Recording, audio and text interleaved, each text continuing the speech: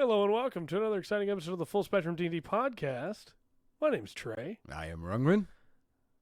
This is a Weird Al Yankovic free podcast. If you bring up Weird Al Yankovic, you will be banned in the chat.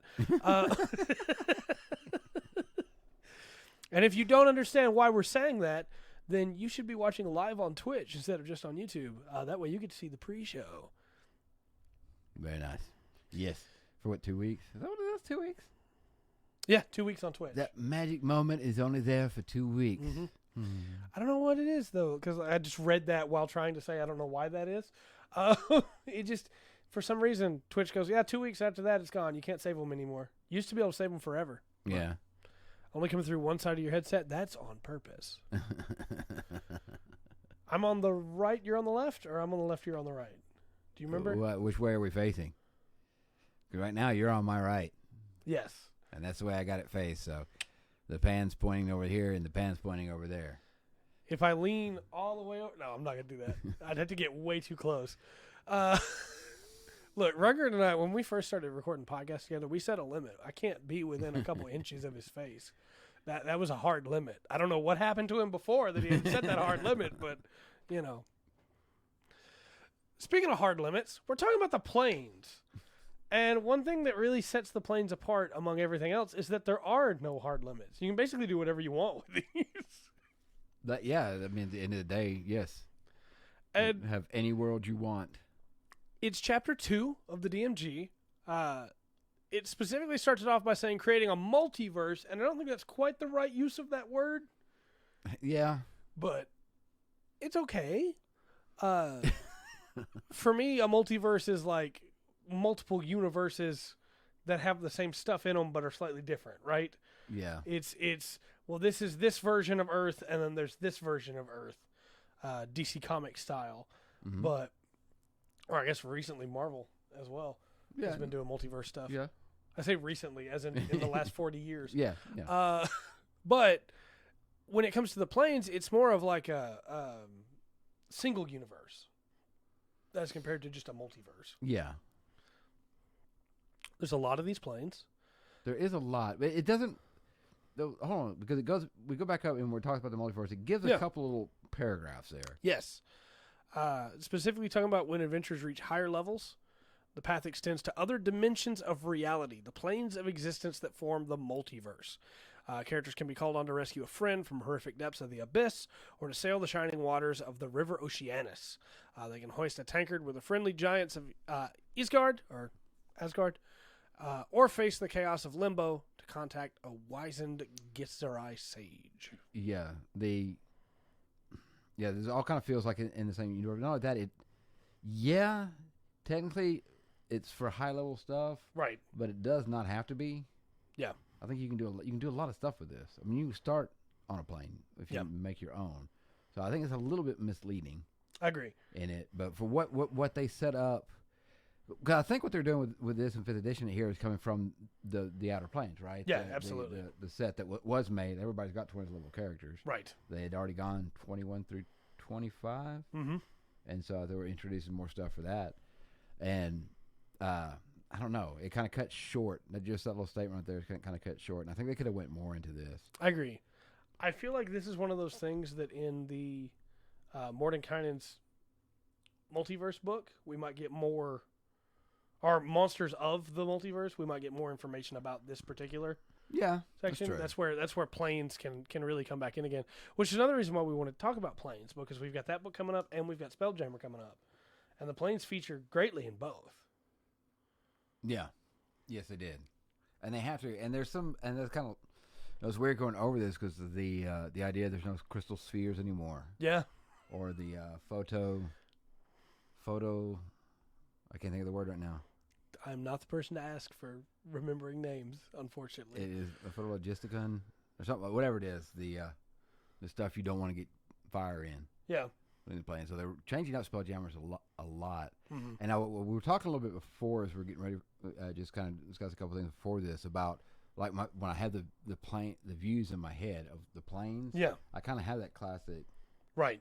You know, I guess that the chart of the planes. The circle with the. And I guess that still holds. It can. True. I think for what they're trying to do here, it feels more like they're going, hey, here's the old way to look at it, and here's the new way to look at it, which is everything's connected, but how it's connected is up to you.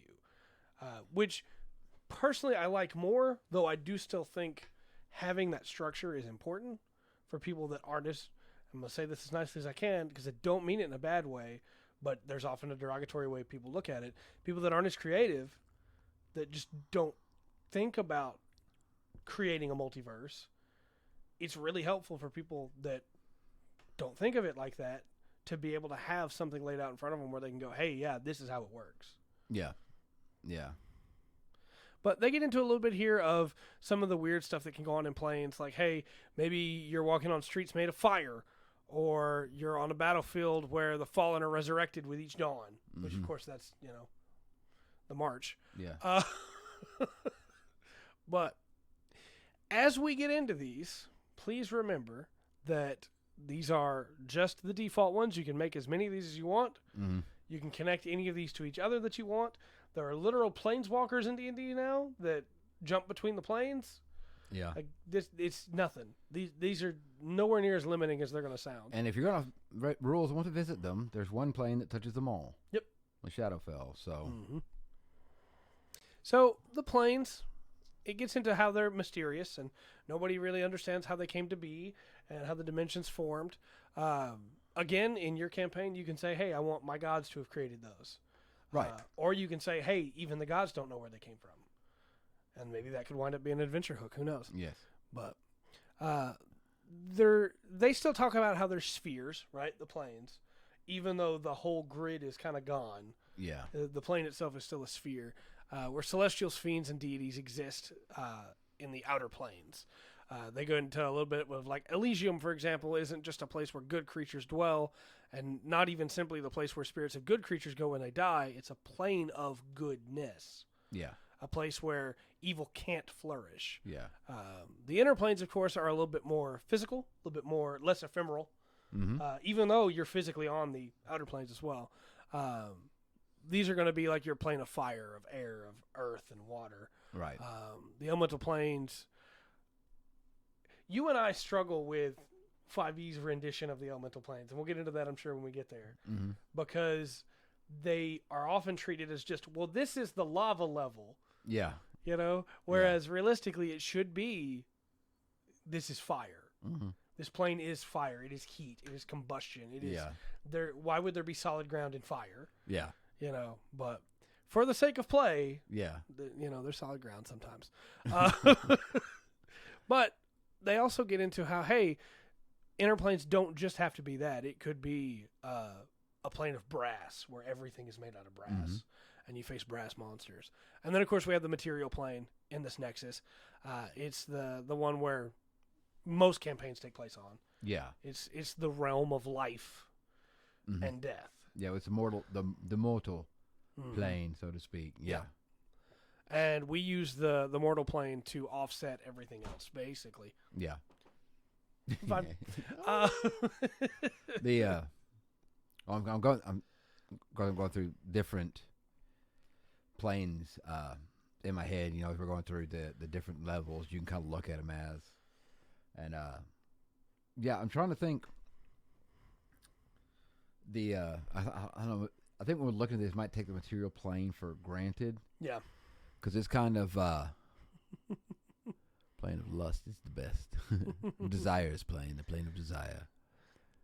I don't know. I think we kind of take it because it's kind of set up as the nexus point, and all these, unless it is because you really don't start with, very rarely you start with a being from there. Right. Yeah, that would be the one that we're playing. If you're playing in Forgotten Realms in a traditional D&D setting, then you're going to be on the material plane. And most people they're going to say, you're on the material plane going forward. It's the easiest one to have your default fantasy world on. Yeah. But as you said, it does often get taken for granted because it's also special in comparison to the others. Yes. Whereas all the other planes are going to be an emotion or an element or a material or something that is dominant there, the mortal plane is little bits of all of it. Right, and you can bend rules in the material plane that you can't in a lot of the other planes. Right. which is also why gods often will interact. Gods, demons, devils will interact with the material plane as compared to their own planes, or trying to go for other planes, because they don't have to follow the same rules there. Right. The rules can be broken here. The elemental planes are pretty rough. We're going to get into those in a little bit. But we do have the basic cosmology here that they lay out. The material plane and its echoes, which are the Feywild and the Shadowfell. And we're going to get into each of these individually as we go. But those are the main three that most of your adventures are going to go on. Mm-hmm. And again, most of that being the material plane. Right. But then are the transitive planes, the ethereal plane and the astral plane. Though there can also be other transitive planes. Mm-hmm. The ethereal plane and the astral plane are the most common of those. Yeah. So the fire plane, it's 160 degrees. Yeah. We're going to get into those. It's we have some thoughts about the elemental planes. Yeah. The inner planes, which are the main 4 elemental planes, though again, you can add any of them you want to. Mm-hmm. Air, water, earth, fire. Plus the elemental chaos that surrounds them, mm-hmm. Which get into some really cool stuff with the elemental chaos that I think gets looked over quite a bit too. Yeah. Yeah. If you like wild magic, you could do a lot with that, messing around with that plane. Yeah. It's hard to understand some of the planes. It is. It is. The outer planes are next, which is 16 outer planes corresponding to 8 non-neutral alignments and shades of philosophical difference between them, mm-hmm. which again, you decide what you want those to be. There are some already set, but you make them whatever you want, really. Yeah. And if you don't want to mess with alignments, you can just make 16 planes. You can make whatever number you want. Yeah, that's what you're saying. Yes, yeah. And then finally, the positive and negative planes. These 2 planes enfold the rest of the cosmology, providing the raw forces of life and death that underlie the rest of existence in the multiverse. So, positive, negative. It's a way that it's been worded since 4th edition, I believe, which is not necessarily the way that I like it to be referred to. Yeah. Because before it was, I think in 2nd edition, or it might have been 3rd edition, it was the plane of absolute good and the plane of absolute evil, I believe. Yeah, I don't think that was in 2nd edition. Yeah, it must have been 3rd. And then in 3.5, I believe the names were changed to like the plane of goodness and the plane of wrong.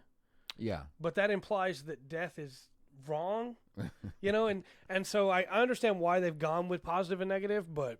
Well, there's something, like I said, we've talked about this in 5th edition, and hopefully there's a new supplement coming out that'll help out a little bit. They don't delve into the folklore like they used to. Yeah, that's very true. Because you can take this, you can think of planes on a very basic level. Yeah. If you want to keep it real, real simple for you and your game, just do a basic Christian. You've got the material plane, you've got a heaven, you've got a hell. Mm-hmm.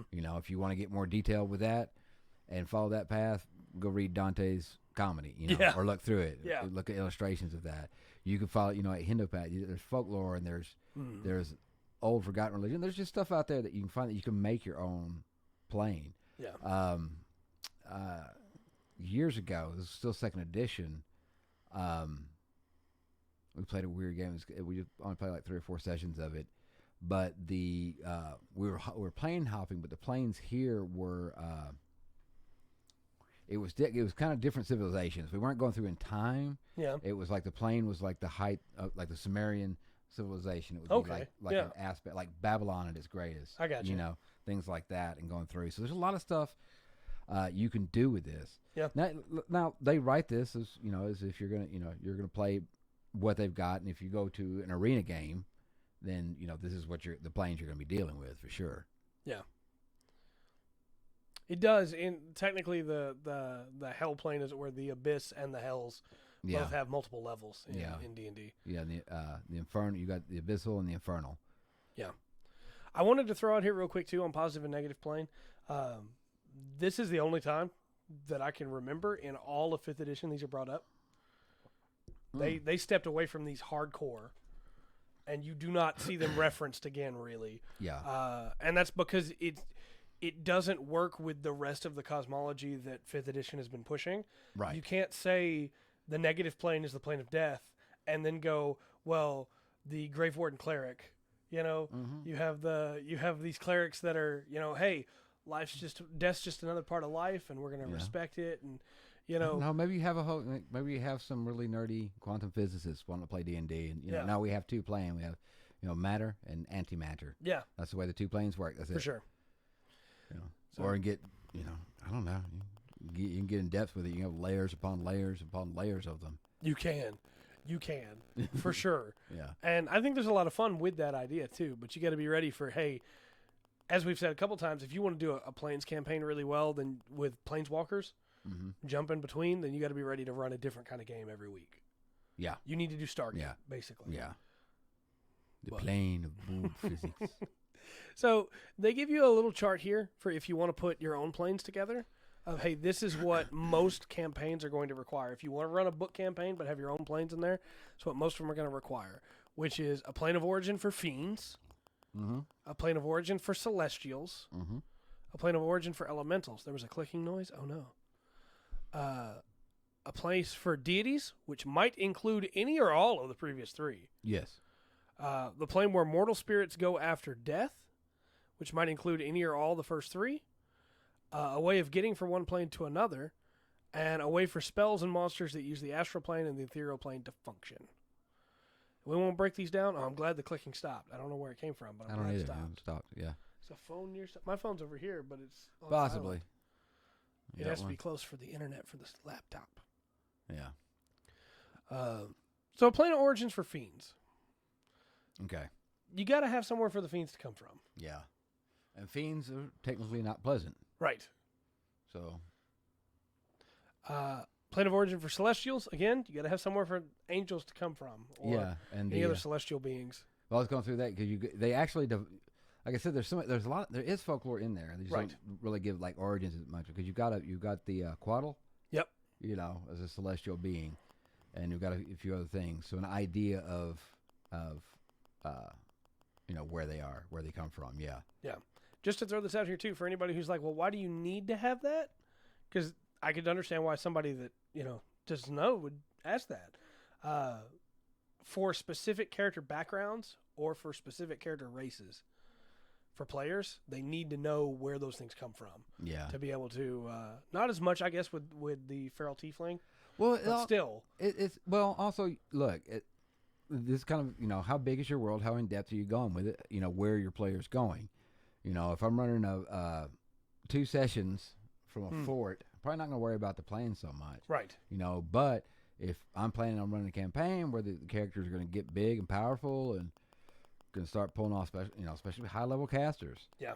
Or the magic equipment they can find at high level, you're going to have to be ready for stuff that can happen. So you don't fall. You don't want to railroad your players. Yeah. Onto that, so you want to be sure to give them the options. And if they decide, hey, I'm opening a gate between the planes to get us out of here, and it opens up randomly, then I don't know. You just need to be prepared. So for sure. In the book, they have the stuff where you can just look and have it, and you don't have to have fiends and devils be in two separate planes. I don't know what's causing the clicking. I'm sorry. Hold on, I'll check something in just a second. Okay.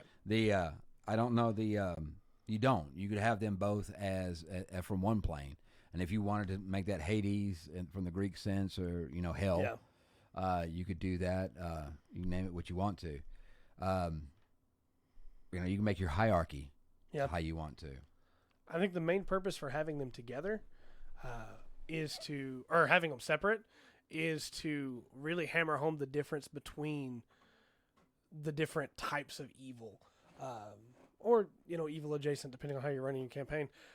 When you have the devils and their hierarchy and their fury, and then you have the fiends and their order and their understanding, you have different, more monstrous, or depending on how you're going to run it, you have a bunch of different options for, hey, this is a different style of evil. But I also fully understand why it's confusing. Well, especially in 5e, you don't have. People talked about it before, how your alignment doesn't matter really so much, because you're not going to lose anything. They mention an Oathbreaker Paladin, but that's actually an optional class in a DMG. So there's no really punishment for kind of doing what you want to. The idea of the two different evils is the same idea as the two different goods. Yeah, 3 really. The lawful evil, where their end goals are evil, Yeah. But they're going to, they follow a set of, they have a code. They have a set of laws they're going to follow. Mm-hmm. Chaotic evil is an animal. It might be a very clever, calculating animal, but they are an animal. Yeah. And it's on you got it on the other side with the lawful good and the chaotic good. Mm-hmm. A paladin may, if he's lawful good, it says don't strike so and so at this time of year. Yeah. He's going to stand there and put up with all those insults. Yeah. Lawful evil assassins. Yeah, that's a very good point. Assassins are definitely they do lawful the work evil. that has to be done. They are lawful evil. They usually are set with a set of codes, sort of way of doing things, and everybody you either fall in line, you follow that, or they'll kill you. Yeah. So there is a cosmology here that they've given us, but there's also some other options for it. The Great Wheel is another one, and again, you can find pictures of all these in the player's handbook. Yeah. The Great Wheel is used to be the default one in 3.5, I think, and it was the tree before that. Yeah. But yeah, I don't know how far back that goes per se. I don't know. Mercenaries, lawful evil or no? Well, it depends on how they operate. Well, okay, your mercenaries you should. I don't know if there would be. So you could have I think you could have a chaotic good mercenary. You could definitely have a lawful evil mercenary, right? We go kill. We plunder. We do his ass. But we don't do anymore. Yeah, once the money's paid, that's what we're doing. You definitely wouldn't want chaotic mercenaries. Right. The Great Wheel is a pretty cool way to do it. Inner plane forms a wheel around the material plane, outer plane around that. And it's all enveloped in the ethereal plane for the sake of the Great Wheel. The Great Wheel cosmology is one that a lot of other tabletop RPGs use still to this day. Yeah. It's pretty standard. I don't know exactly when it became big, but I know that Wheel of Time only made it bigger because it kind of rooted into the idea of fantasy. You know what? Now the thing about if you want mercenaries, you want lawful neutral. Yeah. That's very true. Yeah, just the record. Doing what they're doing. They're just doing what they're supposed to do, you know? The world tree is the next cosmology they give here. Obviously, this is based on the Yggdrasil, depending on your where you're at in the world, basically. Right. But it is pretty much that. It is the material plane is built into the core of this tree, and all above it, branching up and basing off from it, are all of the inner planes and the outer planes, and then below it are the Shadowfell and the elemental planes. Yeah. All connected through the roots of this great tree. There's also the world axis, which is the spinning sphere, where everything is built around the axis of the material plane, and everything else is connected to it. What are inner planes? Inner planes are the elemental planes, material planes that aren't the material plane, so things like an iron plane would be an inner plane. Yeah. So the building block, usually the inner planes are going to be kind of like the building blocks of what the material plane is. If you're using the wheel kind of cosmology, whatever. They give a handful of other I messed that up earlier. No, the planes have makeup. Wrong. The planes like to sell Avon. Yes. There could be a plane of diamonds if you want there to be. Yeah. Absolutely, yeah. Yeah, everything there's diamond. Hey, it rains diamonds on Uranus. Grow up, sir. That is a scientific fact. You're right. Gosh. I couldn't help it. I'm sorry. Some other options they give are the Omniverse, where it's all just connected. And instead of the material plane, you have the transitive plane. Instead of the elemental plane, you just have a single elemental chaos and an overheaven and an underworld. And it's all just tied together. No mistake, but this is kind of the if you're running like this is almost like like a Call of Cthulhu world. Yes, absolutely. There's not a whole lot of planes. There's just a few of them, but they're all very powerful. Yeah. There's also the myriad plane cosmology, which is just they're all clumped together like soap bubbles, and they intersect at points, which is honestly a pretty cool way to run it. Well, there's that. Yeah. That's That's what I was kind of joking about the multiverse Yeah. theory. That's actually, one of the way the multiverse, if there's a multiverse, would work. Right. There's also the orrery theory for the planes, which is inner and outer planes orbit the material plane, exerting greater and lesser influence as they orbit. Mm-hmm. Eberron, for instance, uses that. Yeah. Then there's the winding road, which is every plane is a stop along an infinite road. Each plane is adjacent to two others, but there's no necessary cohesion between them. This is the One Piece approach of to get to the end of the story, you go island to island to island to island to island, and each one's connected to a handful of others. It's a cool way to do it, especially if you're going to be changing up the genre every session. Yeah. Hey, or every couple sessions, hey, you're going down the road. Yeah. Which plane you're going to be in next, you don't know. Yeah. Mount Olympus style is the next one, which is Mount Olympus. Yeah. It's the heaven, celestial plane, as it were, is at the center of the world, and the material plane is built upon it, but it circles back around it to where it goes all the way up to the top, which is pretty cool. Yeah, you could do sliders. You could easily. That's one of the cool things about the planes, because you can just do so much. Yeah. You could do sliders. You could do Quantum Leap or Stargate. Yeah. There's lots of stuff you can do with this, and go anywhere. Like the plane of diamonds. Yeah. You have somebody running a scheme out of that. They don't want to open it up. They can't take out too much because they need the diamonds to be valuable. But they're running there. Yeah. They find some way to get in and out. Well, remember, you can cast plane shift as a ritual. Yeah. So you can really get crazy with some stuff with planes. Yes. This next one's one of my personal favorites. It's the Solar Barge. This uses the Egyptian cosmology, and it's the daily path of the sun. The material plane, it's the barge itself goes across the sky of the material plane and then down to the offering fields, where it eventually goes into the 12 hours of night, which is the underworld, as it were. And your players can go through the whole journey that way, going on this barge. Or maybe their goal is to get on the barge, and the barge itself is an outer plane in its own right, but it intersects with all the others as it goes through, which is a really cool way to do it. I think it's got a different name in Hindi mythology. It became really popular in anime for a little while. Yeah. But it's the arc, the Yadishvada, I believe. But it's the arc with all the oars coming out of the bottom of it that propels itself across the sky. It's such a cool idea. Yeah. Well, you got you may get to it. I don't remember, but even something as simple as the world on the back of a turtle and the firmament above. There's just so many ways to implement this. Oh yeah. Next up is the one world model, which is there are no other planes. The material plane just has all of them inside of it. Yes. Which is also a pretty popular way to run it, honestly. Yeah, it is. There's gateways in the material plane, but yeah, there's not. Yeah, I don't know. It's not a whole. You don't go travel across places to get to the next universe. It's there. Under the surface is the elemental plane of Earth, and then but it's all tied in. So that's the Underdark is the elemental plane of Earth. Yeah. It's a really cool way to run it. Yeah. Next up is the other world, and this is the last one of the examples they give. The material plane has a twin realm that fills the role of all the other planes. Like the Feywild or the Shadowfell, it overlays. The material plane can be reached through thin places.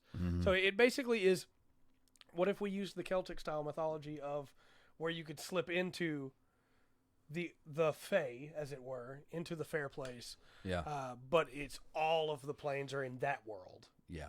And that's also a pretty cool way to run it. It would be Tirnanog, as it were. Yeah. So. Yeah.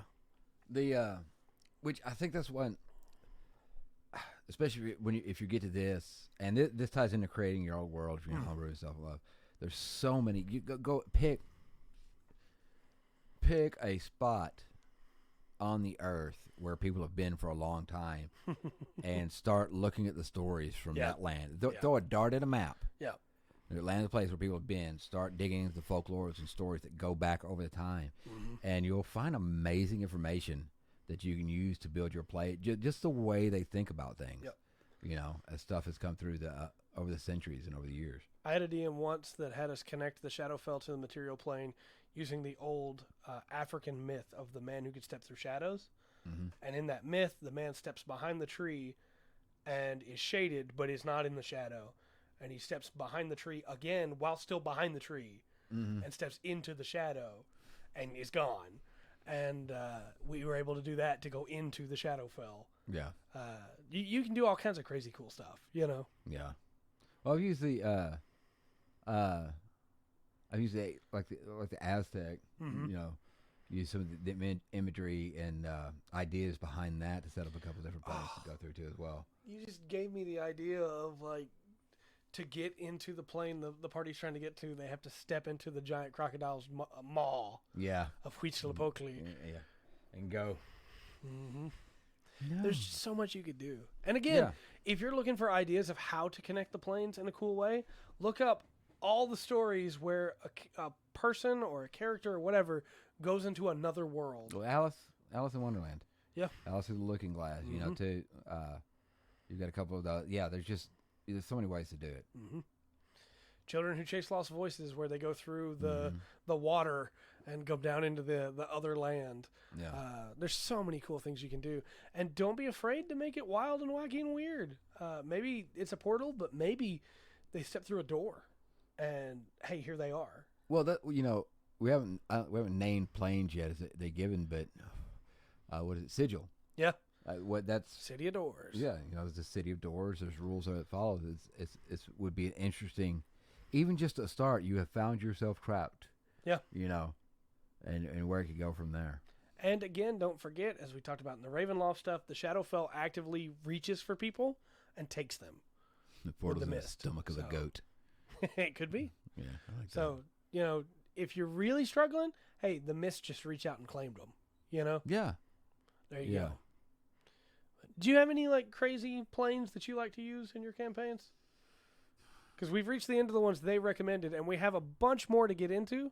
Yeah. But we're also we're doing okay on time. Yeah. I think maybe we hit this next section, but I don't want to get into the individual planes themselves. Gotcha. Play to go. That's true. I don't know, because I think sometimes I blur the lines. I mean, I've got. We talk about the elemental planes. Obviously, from playing my campaigns, right, that people don't step into in my campaigns. You don't step into the elemental planes. I can't wait till we get to the elemental plane of Earth, and I can talk about how dumb the Great Dismal Delve is. Yeah, the only things that can survive in those elemental planes are elements. I change up a lot in my campaigns, either to streamline something for me, so I can. And that's not just to be lazy, so I can concentrate in other places.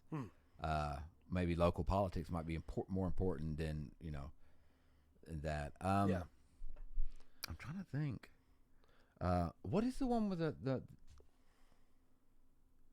there is one I use a lot, but it was I've used it a few times with the Great Wheel. The Modrons are there. Yeah. I can't think of the name of it, but I can pull it up. Yeah. Oh, because that's another thing about understanding about the planes. If you create your own, you'll at least want to look in the DMG guide or see them, because there's things that happen in the planes. Because there's rules. What was it? Mechanist. Thank you. There's rules there, and your players have to make a roll to go through. So when you're making your own, this is a little bit. We'll probably go into this more next week, but this is something to think about. So if you make, if you have, let's say you have the material planes, and in your material planes there's 3 gateways, and one leads to like a celestial, one leads to a hellish type, and then you have like a chaos gate, right? Yeah. And they go through the chaos gate. You might describe a Salvador Dali painting of a landscape. Yeah. And then I would make it like get the wild magic table. Yeah. Or something for like sure. this. As at a certain point when something happens, maybe when it's spell cast. Yeah. It doesn't matter who it is. I agree. Or a magic item used. I run the planes very often, like demi-planes almost. Of these are places of great power. These are places that are contained, but it's leaking in. And depending on the plane, either that leaking in is a good thing or that leaking in is a very bad thing. And my favorite plane to run with is the Far Realm. Because it is leaking in. It's always encroaching. Yeah. And the Far Realm being a place of place where geometry no longer makes sense. Yeah. Geometry becomes non-Euclidean. Yeah. And the brains melt even as the screams die. It's a really cool to me to have. Maybe it's not even going to be a thing. The players might not ever go to it, but they're in a city and to go, hey, as you're looking around, give me a perception roll. Let's see what you see. Hey, you see a house, and that house is fine, and I go into detail about that house. Or you see a merchant over there, and then just a passing comment before I get to the next thing, and you see a barrel that's upside down. And, over here, and it's like, hey, if they go to that barrel and flip that barrel upside down, they might be able to look into the far realm. Yeah. Yeah. That barrel shouldn't be upside down. Why is that barrel upside down? It's not supposed to be like that. Or maybe there's a door that's slightly ajar. Just slightly. Mm-hmm. Not fully. Because I find players very often will go, that's a weird detail that he mentioned. Yeah. Wonder why he mentioned that. Yeah. I know. I got to be careful with my description. But no, I think planes are really cool. You and I made a plane not that long ago. Mm-hmm. And we had a lot of fun doing that. Find all the realms that way, yeah. We had a lot of fun doing that. But you can go back and watch that episode anytime, and I can take and link that episode in the description for YouTube. But making planes is actually really simple. We overcomplicate it too much. Yeah. Because it's, hey, I want a plane of steel. Everything in it's going to be steel. Creatures that are in it are going to be steel. Yeah. And they're walking around on jagged chunks of steel. Yeah. It doesn't affect them at all because they live there. But it's going to be difficult terrain for you everywhere you go. Yeah. If you're struggling with this and you want to reach out, if as a DM you're worried about going too fast, I will. There is a school of thought or religion, I guess, Zoroastrian, Zoro. For sure. And it's probably the most basic. All you have to worry about is a plane of a good god, a plane of an evil god, and the material plane stays in between. Mm-hmm. Don't beat yourself up or drive yourself nuts trying to expand out your universe. Right. If it's not necessary. If you're making all your players on the plane of sigil and they've got 100 different options, then you better be ready. Yeah. But I don't know. It's kind of a mixed hat because you get. It is. It's almost like too open, I guess, maybe, right? Yeah, because you have all kinds of cool stuff you can do, and you can make whatever you want, but also it means you have to be ready to run stuff. It's not just for anybody who's like, well, you don't have to be prepared for stuff. It's not just those planes exist. It's players can cast banishment. Players can cast plane shift. Players can cast high-level dimension doors that allow them to go through to other planes. And you're going to be at some point where the player goes, well, I want to plane shift to the elemental plane of Earth. And you don't have any of that stuff ready. Yeah. It's like, well, all right. But yeah, Vortex. Hey, guess what? We're going to different places. And we weren't ready, but here we are. I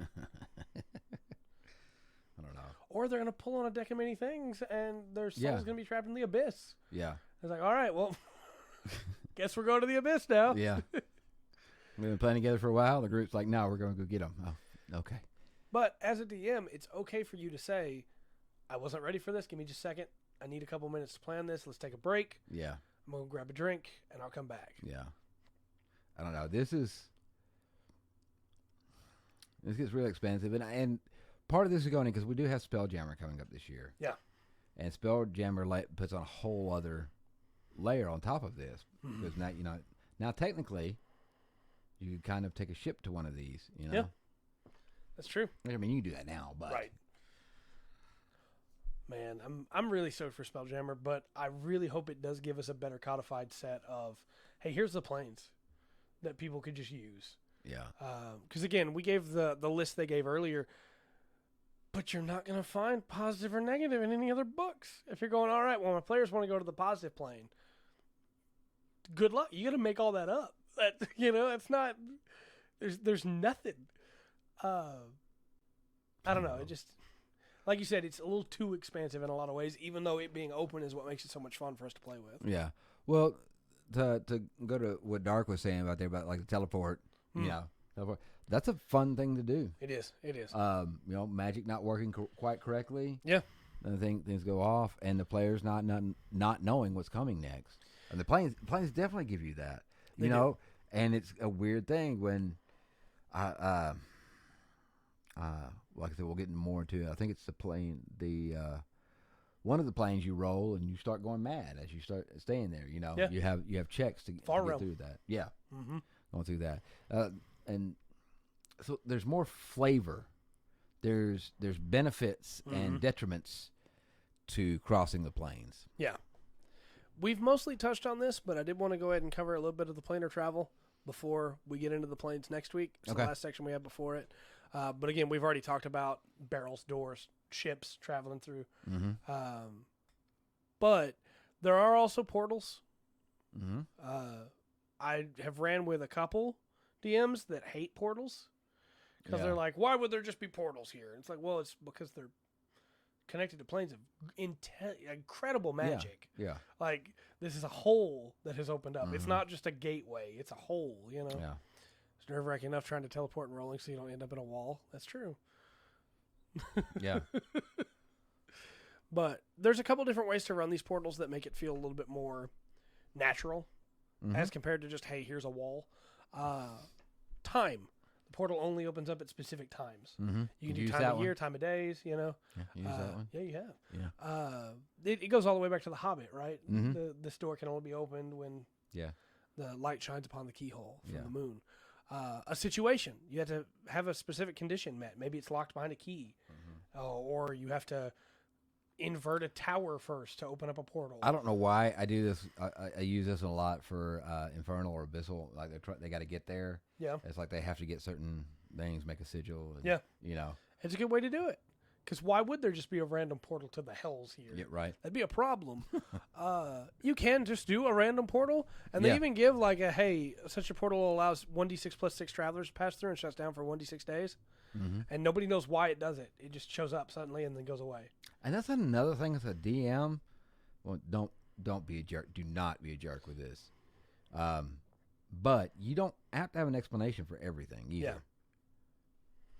I know it's tempting. Yeah. But stuff can just be weird. Yes. They also give the option of like a command word.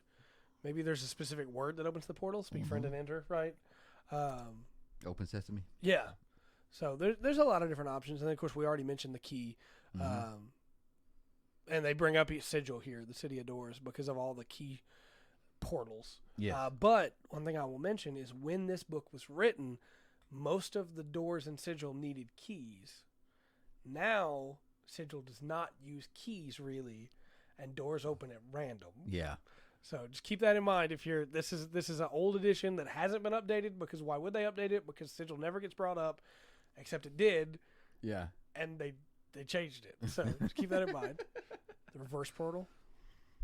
That would do it. Portals appear around the world occasionally and stuff comes through it. Yeah, that's the other way. Like, if it works for the players, why wouldn't it work for everything else? Yes. And look, that's a lot of times with the planes, that may be the way it ends up being used. You're not sending your players to the planes, but like he talked earlier, stuff's leaking over. You know, fog and monsters from the Shadowfell are coming through at this one place, or my go-to because I mentioned I use the Far Realm a lot. My go-to for creatures that have come through, because people go, well, Illithids, right? Well, no, it's Far Realm's not Illithids. Yeah, but that's a good one. They can be there. Yeah. But my go-to is always a displacer beast that's missing its tentacles. There's something just a little bit off about it. Yeah. And that's the Far Realm. Yeah. There's something just a little bit wrong. Displacer beasts. Because then people are going to be like, well, they're supposed to have and yeah, maybe it's going to be an easy encounter. Or maybe you buff up its stats so it doesn't need the tail. And look, it's not like, you couldn't, with all the information we talked about today, you're set up to run an Oblivion campaign. Yeah, for sure. That's what the campaign was. Yeah. Portals opening up to a different realm that was trying to come through. Absolutely. They also get into spells here that you can use, like Plane Shift and Gate that we talked about already. These allow people to go through on their own. There was, with the Magic the Gathering stuff, there was some talk originally of there being a class for Planeswalking. Yeah. But as it turned out, it just became hey, you can just be a Planeswalker. Yeah. Your background can be that you're a Planeshopper, as it were. So there are other ways, of course, other than just the spells and the gates to be able to get across. Yeah, absolutely. Like we talked about, being able to sail. Yeah, it could be people. That's a very good way to do it as well. Yeah. You know, hey, this person's over here and they're trying to hide because they're wanted on their plane. Or that kind of like the upset is they're not, they're not monsters. These are actually good people, but because of the universe they come from, they are detrimental to this plane. Yeah. So you got to try to figure out how to get them back through, and without causing damage and stuff through that. There's lots of cool stuff you can do with it. And another thing is you don't have to do the whole plane. One of the things you can do like little pocket dimensions. Demi-planes. Yes, you're in, you don't have to go, let's say, to the plane of fire. You're in a corner of it. Or you are in a section where the material plane and fire plane cross over. Yep. And this is the only place that your players can kind of get in. Can I tell you about my favorite demi-plane I've ever run? Sure. So I had the boss for this dungeon was a mad wizard that was trying to get access to the astral sea.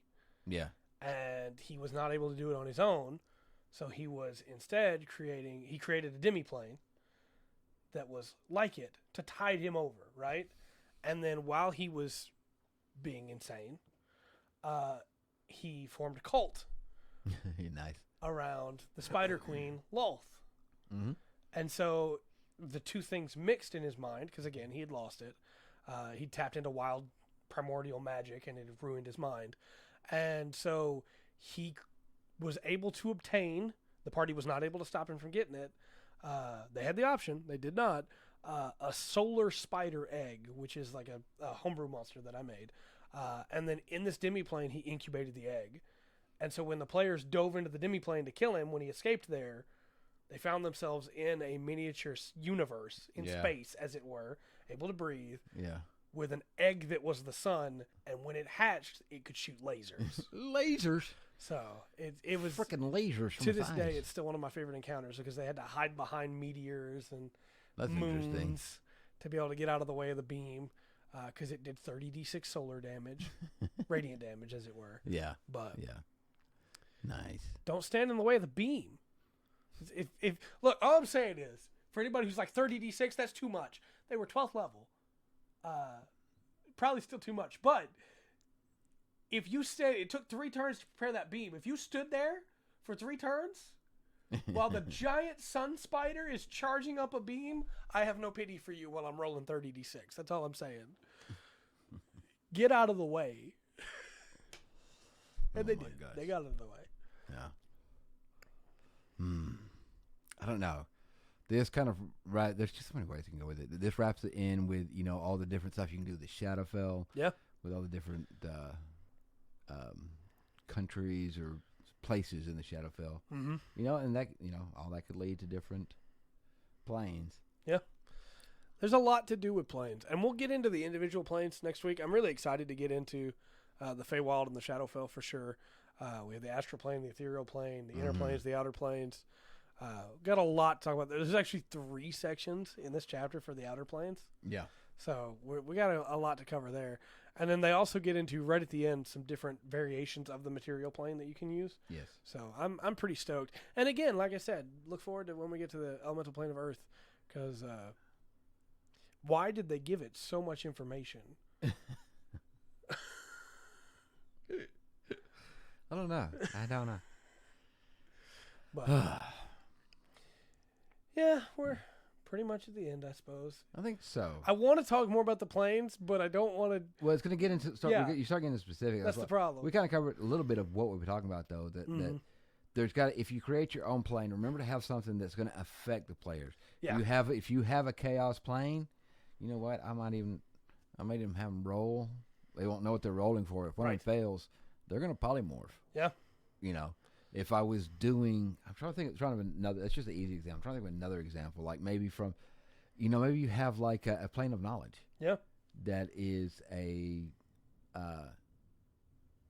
like a massive library, right? Right. Oh. And every few hours, as they're talking, they have to roll. Yeah.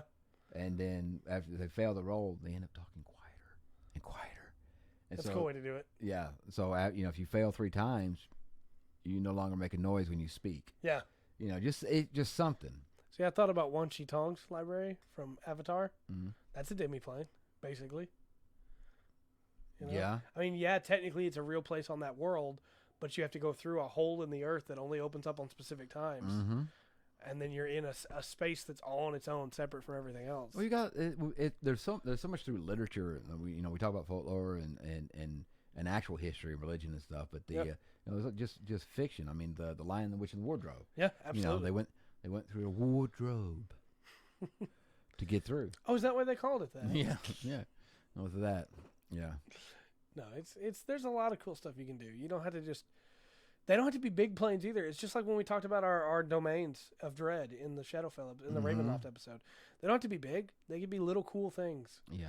You know, hey, maybe this demi-plane is, or maybe the whole plane itself is a pirate shantytown on the side of a vast ocean. Yeah. And this is the only land on the entire ocean. Mm-hmm.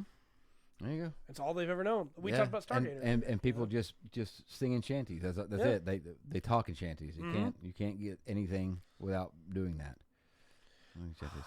When are we gonna do the every week's a different setting campaign? We need to do that. Stargate style. Yeah, it's coming out. It's coming out. It's coming out. We're gonna have to. I'm just finishing up the plane of Schnoo Schnoo. Yeah. Yeah. The plane of Schnoo Schnoo. When I get that one written out, we'll start the campaign. Doesn't that also cause death, though? I mean, it's okay if it does, but... Yeah, it does. Very deadly. Very deadly. But you're going to the plane of Schnoo Schnoo. Yay! Oh. Yay! Oh. A plane that's harmful to the people who live there, but its air is drugs, so they become addicted to the pain. A plane, here's going off that same idea, a plane where the people and the plants have become symbiotic to each other, but you can't tell that by looking at them. So when the party sees plant monsters running around the town, they go to start killing them, and it also kills the humans, you know? Mm-hmm. There's a king. One little story we may do because of the little discussion right there. It's an actual historic thing. I don't have the details. I'll mess it up, but it's... on King. I want to say it was Darius, but it may not have been. Anyway, it was one of those guys that had a lot of land and a lot. He went and found the greatest warriors in the land. Yeah. You know, and he invited them peacefully back to his palace. We had a special room in this palace that was filled with just a beautiful garden, absolutely beautiful garden, wine, all kinds of food, and prostitutes. And what he would do is he would take these warriors here, he'd drug them up, put them in that room. Of course, they would just have a blast in there, getting fed and all kinds of stuff. And then eventually they'd pass out. When they passed out, he'd have them moved. When they woke up, he'd say, okay, that was heaven. If you fight and die, if you die while fighting for me, that's the afterlife you're going to get. I just gave you a taste of it. So clever. Yeah. Yeah. So terrible and so clever. Yeah. Yeah. A water world where islands pop up and have people on them, but when it sinks, the people go with it. When it popped up, people are new. Some of the same people are there, but they have different jobs and knowledge. And every time the island pops up, people on it don't remember anything from being before. There's an old Husk. It's called the Husk campaign. That's kind of on that. Yeah. Everything resets. Everything resets, and nobody knows. You know, you've got islands out there that think they're the real ones. Yep. But nobody knows for sure. But what was the movie? The Wicked, was it Wicked City? You could do that in a city as well. Yeah. Yeah, in a city as well. I thought about the Eternal Battle, where you come up on I don't even remember what show it was from, but you come up on the two factions fighting, and they war all day long, and countless of them die, and they don't bury the dead because they don't have time. The fight went too long. Yeah. And then when the dawn strikes, they have gotten back up. They're back in their camps again, and they charge out again. Charge out again and fight. And they're stuck in that continuous loop of battle. Mm-hmm. There's a lot of stuff like that you can do with planes that are really cool. Yeah. Or maybe you just find a plane where the horses ride on people's backs. Yeah. You know? Yeah. It can happen. Yeah. Absolutely. I'm trying. That's just we will ramble. Yeah. We got to call it. Let us know your favorite plane in the comment section down below. As we said, we're particularly the Spitfires, but if you wanna go for a Corsair, Yeah, we understand. For a Boeing, hey, you do you. With all that said, though, I've been Trey. I've been Rungren. And we've been the Full Spectrum D&D podcast. Remember to always enjoy the full spectrum the D&D has to offer.